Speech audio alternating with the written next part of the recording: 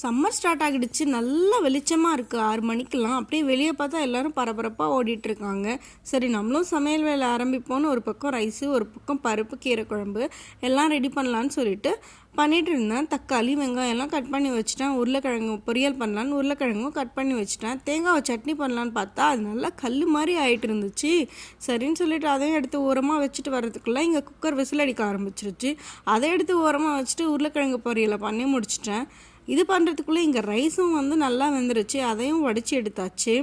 பருப்பு கீரை குழம்ப நல்லா மத்து வச்சு கடைஞ்சி அதுக்கு தேவையான தாளிப்பெல்லாம் பண்ணி பருப்பு கீரை குழம்பும் ரெடி பண்ணி முடிச்சிட்டேன். இதெல்லாம் பண்ணதுக்கப்புறம் லாஸ்ட்டாக இட்லியை ஊற்றிட்டு லஞ்சை பேக் பண்ண ஸ்டார்ட் பண்ணிட்டேன்.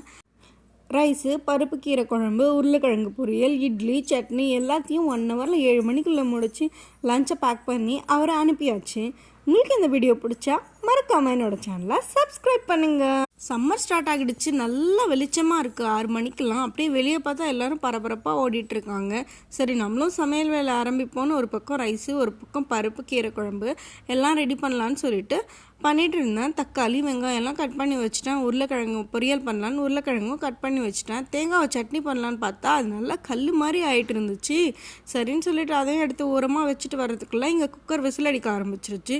அதை எடுத்து ஓரமாக வச்சுட்டு உருளைக்கிழங்கு பொரியலை பண்ணி முடிச்சிட்டேன். இது பண்ணுறதுக்குள்ளே இங்கே ரைஸும் நல்லா வெந்துருச்சு. அதையும் வடித்து எடுத்தாச்சு. பருப்பு கீரை குழம்ப நல்லா மத்து வச்சு கடைஞ்சி அதுக்கு தேவையான தாளிப்பெல்லாம் பண்ணி பருப்பு கீரை குழம்பும் ரெடி பண்ணி முடிச்சிட்டேன். இதெல்லாம் பண்ணதுக்கப்புறம் லாஸ்ட்டாக இட்லியை ஊற்றிட்டு லஞ்சை பேக் பண்ண ஸ்டார்ட் பண்ணிட்டேன். ரைஸு, பருப்பு கீரை குழம்பு, உருளைக்கிழங்கு பொரியல், இட்லி, சட்னி எல்லாத்தையும் 1 ஹவரில் 7 மணிக்குள்ளே முடித்து லஞ்சை பேக் பண்ணி அவரை அனுப்பியாச்சு. உங்களுக்கு இந்த வீடியோ பிடிச்சா மறக்காமல் என்னோட சேனலை சப்ஸ்கிரைப் பண்ணுங்கள்.